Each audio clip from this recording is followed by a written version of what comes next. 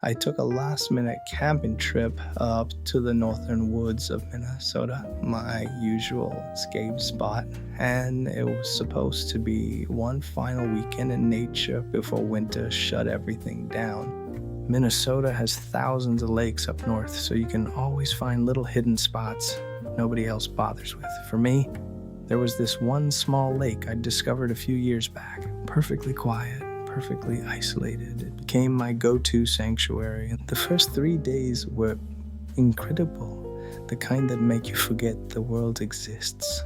Sunrise reflecting on calm water, afternoons wandering miles through pine forests, evenings listening to the wind hum across the lake. I didn't see another soul, and honestly, that was the best part.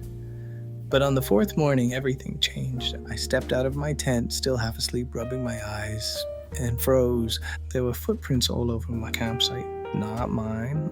These were deep, heavy boot prints, several of them, circling the fire ring, pacing near the trees, and worst of all, they led right up to the front of my tent. Someone had been standing inches from me while I slept. I checked the lake, I checked the shoreline, I checked the trail. Nothing, not so much as a snapped twig or an abandoned candy wrapper. Whoever walked through my camp made no attempt to hide their presence, and no attempt to make themselves known. It bothered me all day. That tight feeling in your chest, like someone is watching you from behind. I tried to brush it off, but the truth is, it was impossible not to look over my shoulder every few minutes. By nightfall, I convinced myself the mystery visitor was gone. The lake was calm, the sky was clear. Everything felt peaceful again.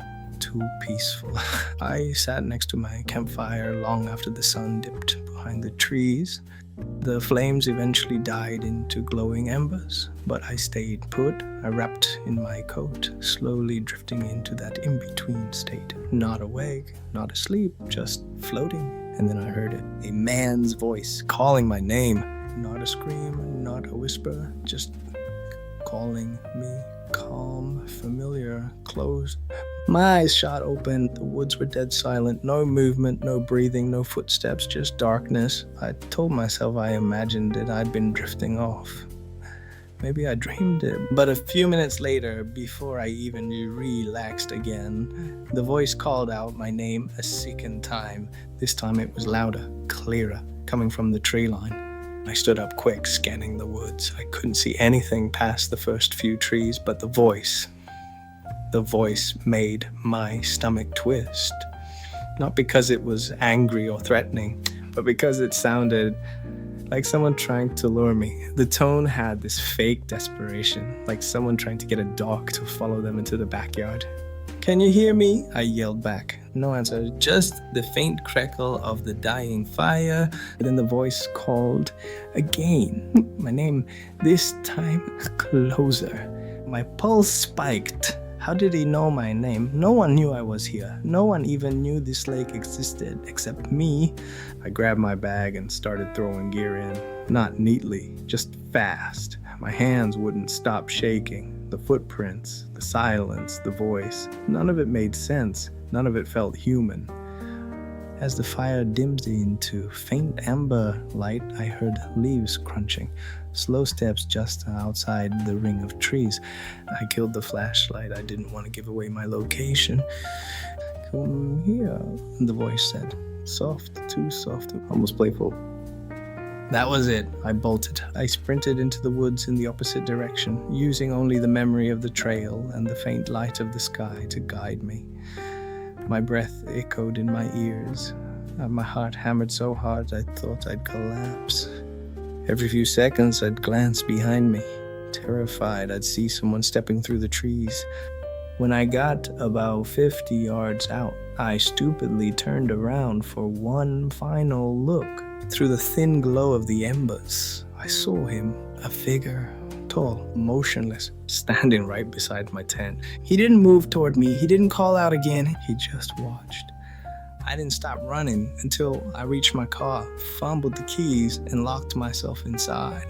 I sat there shaking for 20 minutes before driving off, staring at the trailhead as if something might emerge. I never camped there again, and I still don't know how he knew my name.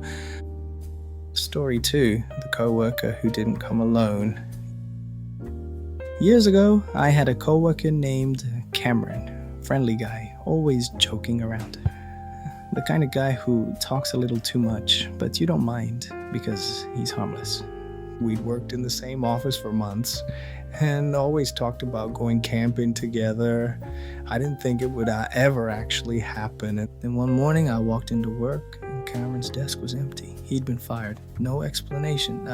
That same day, she texted me, "You want to go on that camping trip?" I felt bad for him. He just lost his job. Maybe he needed a break. So I agreed. We met up at a forest trailhead a week later, but the moment I saw him, something was off. He looked the same, but he didn't act the same. He was quieter, eyes darting around like he was waiting for something. Halfway through our hike, he stopped mid-sentence, stared into the woods and said, "I'll be right back." Then he walked off. No explanation, no direction, just gone. 10 minutes later, he came back smiling like nothing was weird.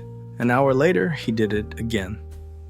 Stopped talking, stared into the trees, then walked off. That time, his face looked tense, even scared, but when he returned, he pretended everything was normal.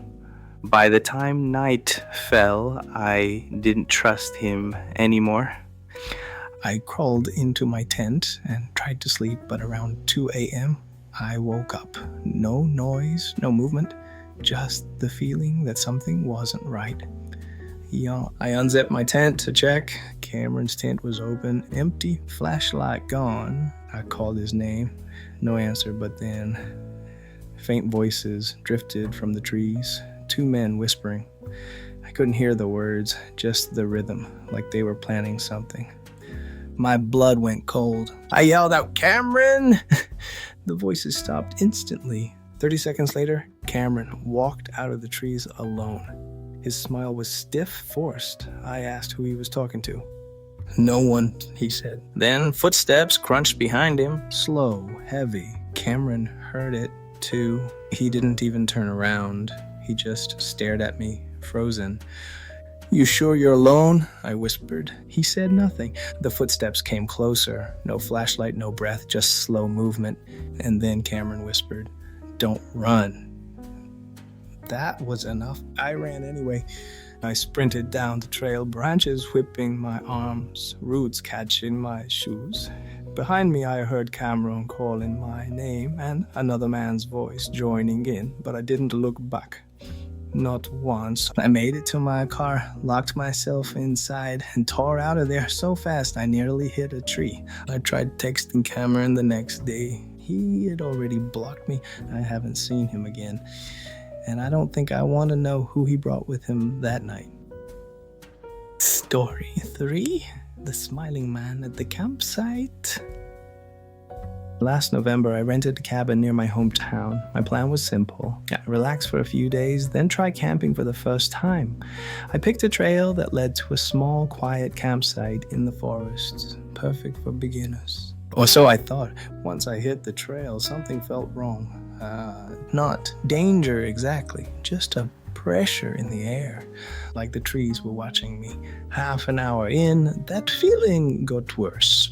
My skin prickled, every rustle and the leaves made me jump. It wasn't paranoia, it was instinct. When I finally reached the campsite, another man suddenly appeared, mid-20s, tall, normal looking, but his smile wasn't real. It was the kind of smile someone wears when they don't understand how humans work. Just teeth, no emotion. He set up a small mesh tent a few yards from me. No sleeping bag, no food, no gear whatsoever. Just the tent. And he never stopped watching me. Every time I glanced at him, even by accident, his eyes were already locked on mine. No blinking, no expression. Something in me said, "Leave immediately." but I fought it, told myself I was overreacting. By the time the sun started setting, I couldn't ignore it anymore. I shoved everything into my backpack and got ready to head back. The man climbed out of his tent and just stared. No waving, no smiling, no talking. Just silent, intense watching. I hit the trail fast. I didn't run, but I walked like I meant it. I checked behind me every few seconds. For 10 minutes, the trail was empty. Then on my next glance back, I saw him far down the path, but definitely following. I sped up. He sped up, not running, just to matching my pace from a distance. So by the time I saw the cabin lights through the trees, I was practically sprinting. I slammed the door shut, locked everything, and collapsed near the window. I watched the tree line, waiting for him to appear. I didn't have to wait long. A sudden violent pounding hit the front door, not knocking, trying to break in. I called the police. As soon as I said hello, he stopped pounding. Then I heard him running around the cabin, trying windows, checking the back door, circling, then silence. By the time the officers arrived, he was long gone. And his tent was gone too. The forest was silent, empty, like he was never there. But I know what I felt. He was waiting for me. And if I hesitated even a few more minutes, he would have gotten inside.